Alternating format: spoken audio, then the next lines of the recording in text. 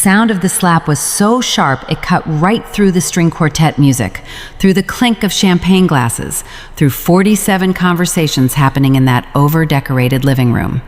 Every single head turned. I felt my cheek burning before my brain had even processed what had happened. And then Diane Hargrove drew her hand back and did it again. That was the night I called my father. That was the night everything changed. But to understand why a 58-year-old woman in a cream Chanel blazer stood in her own foyer and slapped her son's fiancé twice in front of 60 guests, you have to understand what the 4 months before that February evening looked like. You have to understand who I was before I became the woman standing there with a handprint burning on her face, fighting the urge to cry in front of people who were already pulling out their phones.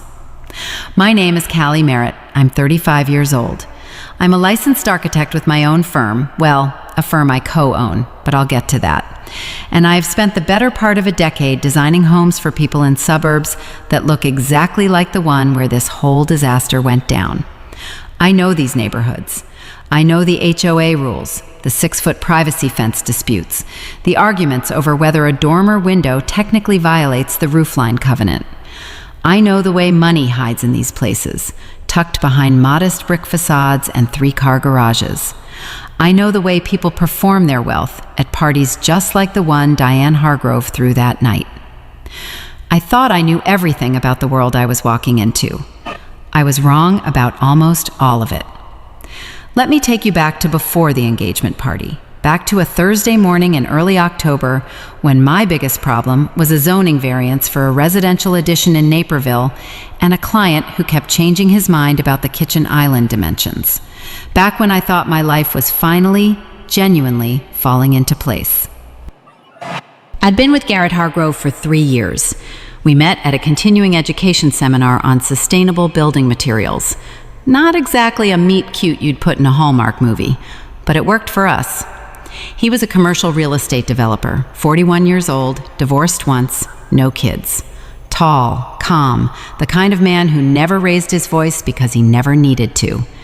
We moved carefully with each other, the way 2 adults in their 30s who've been burned before tend to move. We dated for a year before he met my father.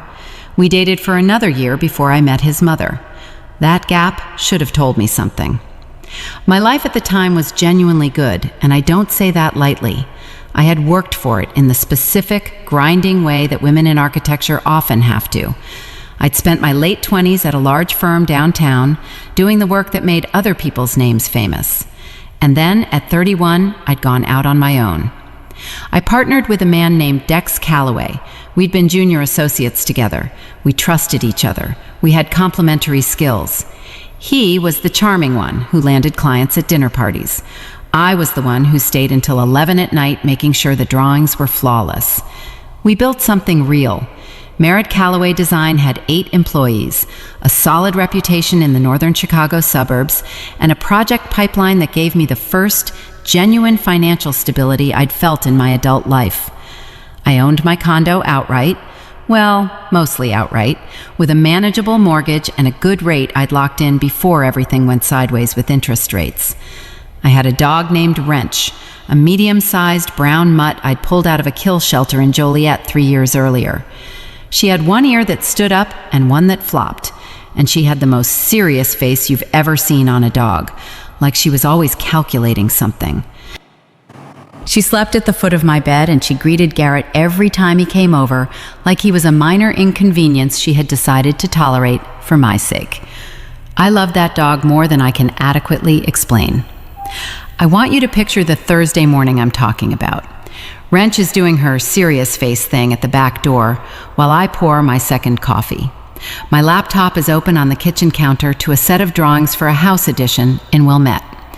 Garrett is at the island reading something on his phone, still in the gray t-shirt he slept in, and the light through the kitchen window is doing that thing it does in early October, where everything looks like it's been dipped in honey. He looked up from his phone and said, "Mom wants to do dinner on Sunday." I said, "Which Sunday?" "This Sunday." I remember setting my coffee mug down carefully. I'd met Diane Hargrove exactly twice at that point. Both times had been brief, public, and polished. She was the kind of woman who air-kissed and asked pointed questions while smiling in a way that never reached her eyes. The first time, she'd asked me within 4 minutes of meeting me what my firm's annual revenue was. I'd deflected smoothly. I'd had practice deflecting, because the architecture world is full of people who want to size you up financially in the first conversation. But I'd driven home thinking about it. Is this a thing? I asked Garrett. A regular Sunday dinner thing or a specific thing? He smiled in the way he had when he was being slightly evasive. Not dishonest, exactly. Garrett wasn't dishonest, or at least I didn't think so then. Just selective. She wants to get to know you better, he said. We've been together 3 years. She thinks it's time. I said, fine. I said, of course. I told myself that difficult mothers-in-law were a universal human experience, and that I was a competent adult who had navigated worse interpersonal dynamics than a possessive mother with strong opinions about her son's choices. What I didn't know, what Garrett had not told me, and this is the part that still makes my jaw tighten when I think about it, was that he was planning to propose at that dinner. He proposed over dessert in front of Diane and her husband Philip, who was a quiet man with the specific energy of someone who had learned long ago to stay out of his wife's way. Garrett got down on one knee next to the dining table in that immaculate Barrington house, and he said the things you say when you propose. And I said yes, and I meant it with everything I had. I was 35. I had been careful and deliberate about this relationship. I loved him. Diane hugged me. She said, "Welcome to the family, sweetheart." She said it in a warm voice. I thought that was a beginning. It was actually a performance. The shift was subtle at first. A comment at Thanksgiving. Yes, we were doing Thanksgiving with his family, which in retrospect I understand was itself a power move, about how she'd always imagined Garrett's wedding being held at a venue in Lake Forest that her college roommate's daughter had used. Not aggressive, just a statement dropped into the table conversation, the way you drop a stone into water and then watch the rings spread. I smiled and said that Garrett and I hadn't really discussed venues yet. She said, of course, and moved on to something else. Then there was the Christmas Eve thing, where she casually mentioned to Garrett's cousin that I did architectural work, in a tone that suggested I designed garden sheds for cash. His cousin had looked at me with that particular suburban pity that I have zero patience for, the kind that says, "Oh, you have a job, how brave." And Garrett had changed the subject without correcting his mother's framing. I brought it up in the car on the way home. I said, "She made it sound like I'm doing freelance drafting out of a basement." Garrett said, "She doesn't really understand what architects do. She didn't mean anything by it." I said, "She asked me what our annual revenue was the first time we met. She understands exactly what she's asking." He got quiet. That was another thing about Garrett. He got quiet when he didn't want to agree with you, but couldn't find a way to disagree. I'd always read it as thoughtfulness. I was starting to recalibrate. By the time January hit, cold, gray, the kind of January that makes you question every decision you've ever made about living in Illinois, Diane had suggested twice that maybe I was too career-focused to give her son the family life he deserves. Had mentioned once, with that smile, that his ex-wife had been very devoted to creating a real home environment, and had asked me, at a dinner where I'd been the only person at the table who'd eaten the fennel salad without complaining, whether my father was still working or retired. I'd answered that question evenly. I'd said my father was semi-retired, which was true. What I hadn't added, because it wasn't her business and because I don't lead with it, was the rest of the picture. My father, Raymond Merritt, had spent 32 years building a regional construction and property development company in central Illinois. He'd started with a pickup truck and a $4,000 loan, and he'd turned it into something that now managed over $40 million in assets across 3 states. He was quiet about it.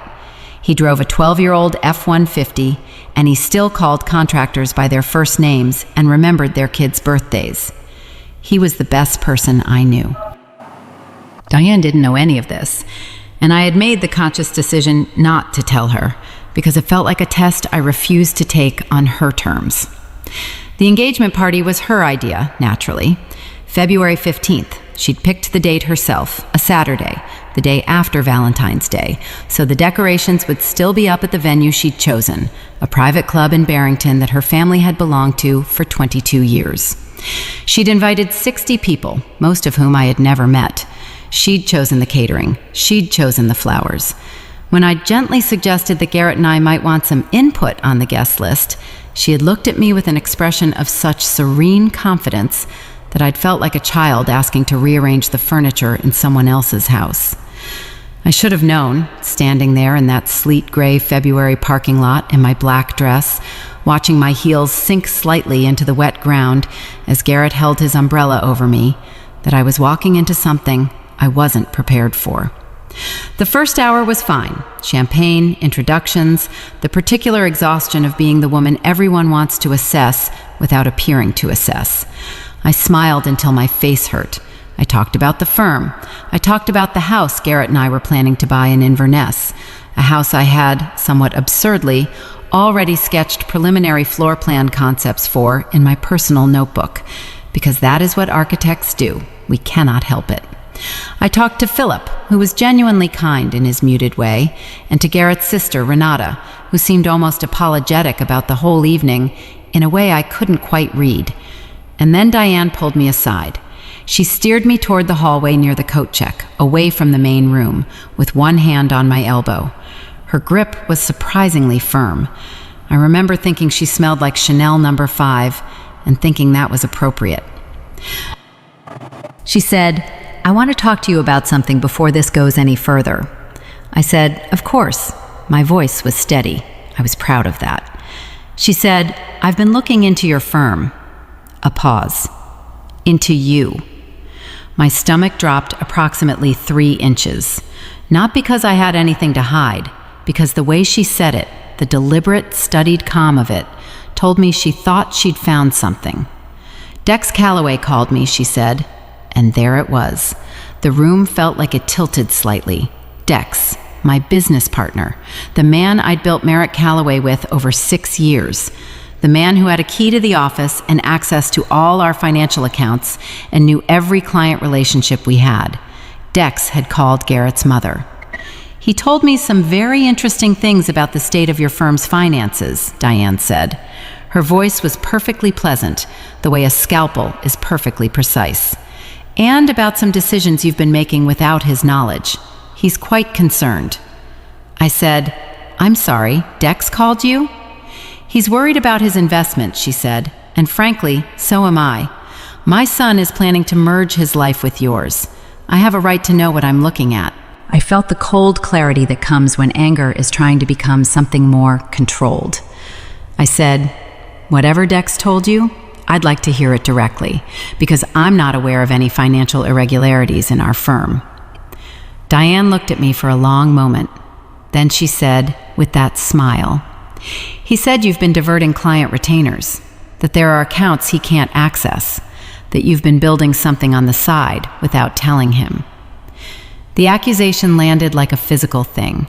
Because it was a lie, a complete, constructed, deliberate lie, and because I knew in an instant exactly why Dex would have told it. But I didn't get a chance to respond. Because that was the moment Garrett walked over with 2 glasses of champagne and an expression that told me, in the specific way that you can read someone you've loved for 3 years, that he had heard at least part of what his mother had just said. And Diane looked at her son, and then she looked back at me, and she said, loudly enough that the 2 couples nearest us could hear every word, "I will not let a penniless little fraud drag my son down into whatever mess she's made of her life." And then she slapped me. The room went quiet in stages, like a wave moving outward from the point of impact.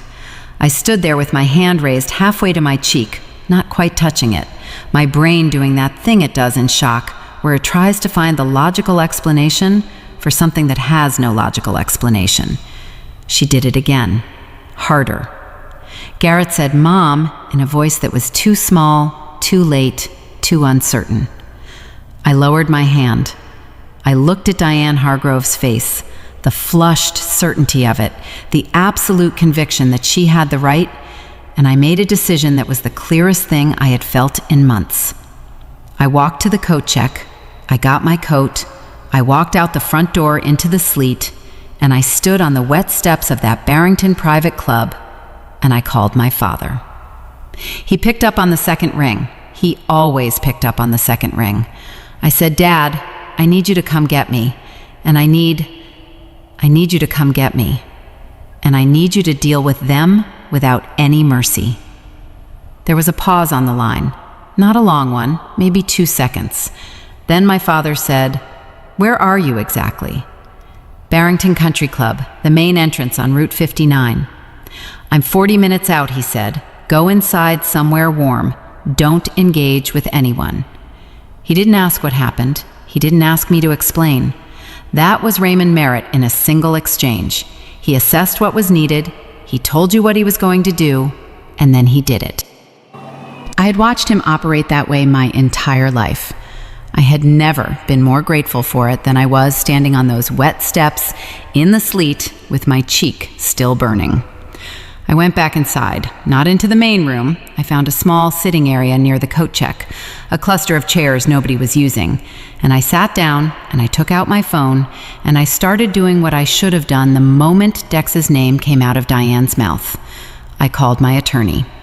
Her name is Margot Finch. She's been my business attorney since I founded the firm, and she has the specific quality of answering her phone at 9:30 on a Saturday night without sounding annoyed about it. I told her what Diane had said. I told her about Dex. I told her everything in about 4 minutes. Margot said, "Callie, listen to me. Go into your firm's accounting portal right now. Screenshot every account balance, every transaction from the last 90 days, every retainer received and dispersed. Do it before he does anything else." I said, "You think he'd actually move money?" She said, "I think a man who called your future mother-in-law with fabricated accusations about your finances has already decided to do something. I don't know what yet, but document everything right now, tonight, before Monday morning." I spent the next 35 minutes in that chair doing exactly that. My hands were steady, which surprised me. I think the anger had burned through the shock and left something cleaner underneath. Not calm exactly, but focused. The kind of focus you get when you understand that you are in a fight and sentiment is not useful. Here is what I found in those 35 minutes, and what I found confirmed what I had already suspected. Dex was the one moving money, not me. There were 3 client retainer accounts that required dual authorization for any withdrawal, and in 2 of them, the authorization log showed that Dex had added a secondary user 3 weeks earlier. A name I didn't recognize. He had been setting up the infrastructure to drain those accounts and pin the irregularities on me. The story he'd told Diane wasn't a lie he'd invented to poison her against me. It was a script. It was the cover story for what he was already doing. I sent Margot the screenshots, all 47 of them. She texted back 3 minutes later, "You are going to be fine. Do not say a word to anyone at that party about this.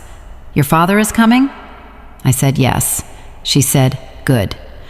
I heard the shift in the main room before I saw it. The string quartet had stopped playing.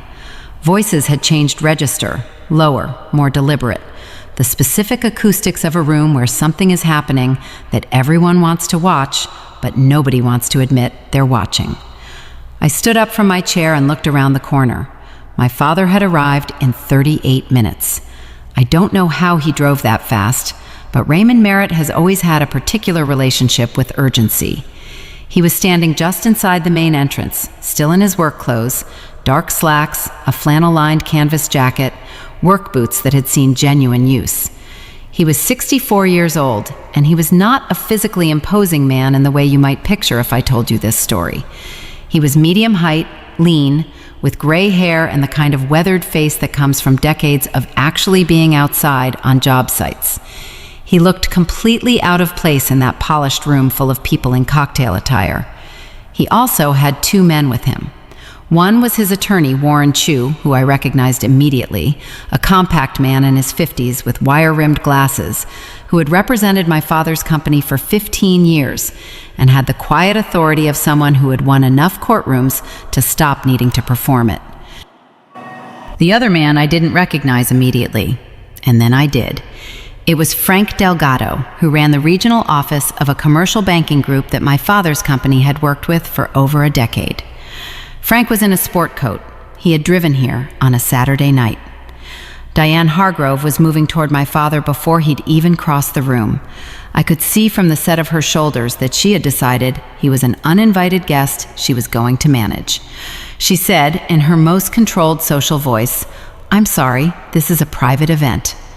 My father looked at her without any particular expression. He said, "You're Diane Hargrove." She stopped moving. Something in his tone, not hostile, just precise, made her stop. "I'm Raymond Merritt," he said, "Callie's father." A pause. "I think you and I have some things to discuss." I walked into the room then. I watched Garrett see me, watched him take in my father and Warren and Frank, watched something shift behind his eyes that I couldn't fully read. Renata was standing near the fireplace, and she looked almost relieved, which I filed away. Garrett came toward me. He said quietly, "Callie, I'm sorry. What she said, what she did, I should have—" "Not right now," I said, and I meant it without cruelty. I just didn't have the bandwidth for that conversation in the next 10 minutes. My father and Warren and Diane had moved to the edge of the room, near the windows. Philip had materialized beside his wife the way he always did, present, quiet, slightly behind her. I moved to stand next to my father. Diane looked at the three of us, my father, Warren, me, and she recalibrated visibly. She said, "I don't know what Callie has told you, but I was simply protecting my son's interests." Warren said, "Mrs. Hargrove, I'm going to stop you there." He opened the leather portfolio he was carrying and set 4 pages on the nearest cocktail table with the careful precision of someone who had done this many times. These are preliminary findings from a forensic accounting review of Merritt Callaway Designs financials, initiated 40 minutes ago at my colleague's request. He tapped the pages. They document a pattern of unauthorized account access and fund movement preparation consistent with embezzlement, traceable to the firm's co-founder, Dex Callaway, not to Callie Merritt. The room had gone very quiet. Not completely, people were still talking, glasses were still clinking, but the 20 or so people nearest us had stopped pretending they weren't listening. Diane said, "That's not what Dex Callaway called you with a fabricated narrative," my father said. His voice was conversational, almost gentle, which was somehow worse than if he'd been angry. "He is currently in the process of stealing from your son's fiance's business. He told you a story about her to create a cover, and you chose to use it." He looked at her with the steady attention of a man who had negotiated with difficult people for 30 years and had no patience left for theater. "You slapped my daughter, twice, in front of 60 people." Diane opened her mouth, closed it. Frank Delgado said, from slightly behind my father, "Raymond, I can confirm the account review. We flagged anomalous access patterns on 2 of the joint accounts on Thursday. We were going to contact Ms. Merritt on Monday, but," he glanced at me, "given the circumstances." I said, looking directly at Diane, "I want you to hear this clearly. You called me a penniless beggar in front of everyone in that room. You called me a fraud. You put your hands on me twice." I kept my voice even. I had been practicing that particular form of control since I was 22 years old, and I was not going to lose it now. My firm's annual revenue last year was $2.3 million. I own my own home. I have no consumer debt. My credit score is 814. I paused. And my father built a $40 million company from a pickup truck and a $4,000 loan. You asked me if he was retired. He's not. He just doesn't feel the need to announce it at dinner parties. Something crossed Diane's face. Not remorse. I don't think Diane Hargrove had ever experienced remorse in the conventional sense. It was closer to recalculation. The realization that she had attacked someone without first confirming the terrain, which was, in her world, the cardinal error. Philip put his hand on his wife's arm. He said, "Diane." Just that. Warren said quietly, "Ms. Merritt will not be pressing assault charges at this time, provided that this evening concludes without further incident and that you make no further contact with her, her firm, or her employees." He said it the way you say a fact, not a threat. If that condition is not met, we have a different conversation. Garrett was standing behind me. I could feel him there without turning around. He said, "Mom, you need to apologize." Diane looked at her son. Then she looked at me. The certainty in her face had not entirely collapsed. People like Diane don't fully collapse, they reorganize. But it had cracked in the specific place where she had believed she was untouchable. She said, "Callie, a breath. I acted on information that I now understand may have been, I said. Okay. I turned around. I looked at Garrett.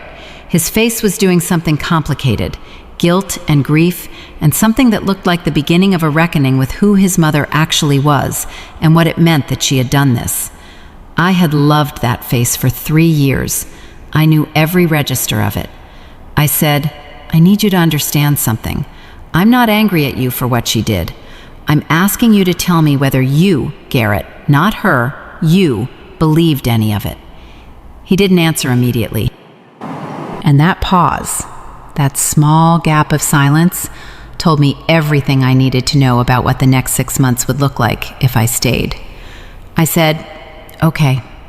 I kissed him on the cheek. I meant it. Then I picked up my coat from the chair where I'd left it, and I walked to the door with my father and Warren and Frank, and we walked out into the sleet that had turned to rain, and I didn't look back. The drive home with my father was quiet for the first 10 minutes. He drove the way he always drove, both hands on the wheel, unhurried. The rain was steady on the windshield. Finally, he said, "You doing all right?"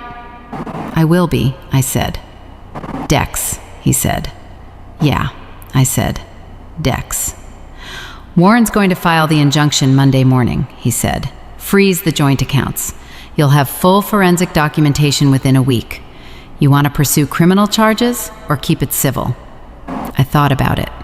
I thought about 6 years of building something with a person I trusted. I thought about the key he had to our office and the access he had to our client relationships and the specific, calculated way he had decided to burn it all down and hand the match to Garrett's mother. "Both," I said. My father nodded once. That was that. The legal process took 4 months, and it was not pleasant, and I am not going to pretend it was. Dex had moved faster than we'd caught.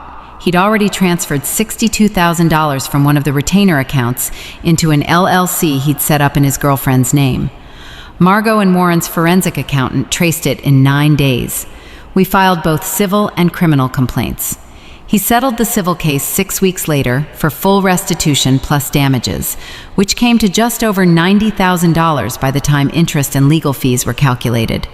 The criminal matter was resolved through a plea agreement, 18 months probation, community service, permanent bar from holding fiduciary positions in any licensed professional firm in Illinois. Merritt Callaway Design became Merritt Design Group in March. I bought out his equity interest as part of the settlement. I promoted our project manager, a woman named Sasha Okafor, who had been with us for 4 years and was frankly better at half of Dex's job than he had ever been, to associate principal. We hired 2 new junior architects in April. The firm is intact, better actually, cleaner. Garrett and I ended the engagement 2 weeks after the party. It wasn't a dramatic conversation. We sat in his apartment and talked for 3 hours, and what emerged was honest and sad and necessary. He loved his mother in the particular way that people love someone who has always made their world both smaller and safer, and he was not ready to stop doing that. Maybe he'd get there someday. I genuinely hoped so.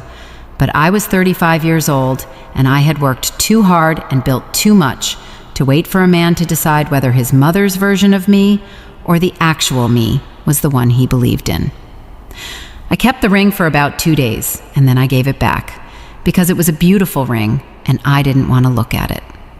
Diane Hargrove never apologized. Not really, not in the way that reaches the bone. She sent a note through Warren, 3 lines, careful and lawyerly, expressing regret for any distress caused. I read it once and put it in a file and haven't thought about it much since. Renata called me in March, Garrett's sister. She said, "I want you to know I told him she was wrong. I told him before he proposed, actually. I told him she would do something like this." She paused. "I'm sorry he didn't listen." I said, "Thank you for saying that, Renata. That matters." It did matter, more than I expected. My father, for his part, never said, "I told you so," because Raymond Merritt is not that kind of man. What he did was show up at my condo the weekend after the engagement ended with Wrench's favorite brand of dog treats and a casserole his housekeeper had made. Sat at my kitchen counter and drank coffee while I talked, and he listened the way he had always listened, completely, without agenda, without trying to fix what didn't need fixing. At some point, I said, "I really thought I had it figured out this time." He said, "You did figure it out, just faster than you expected."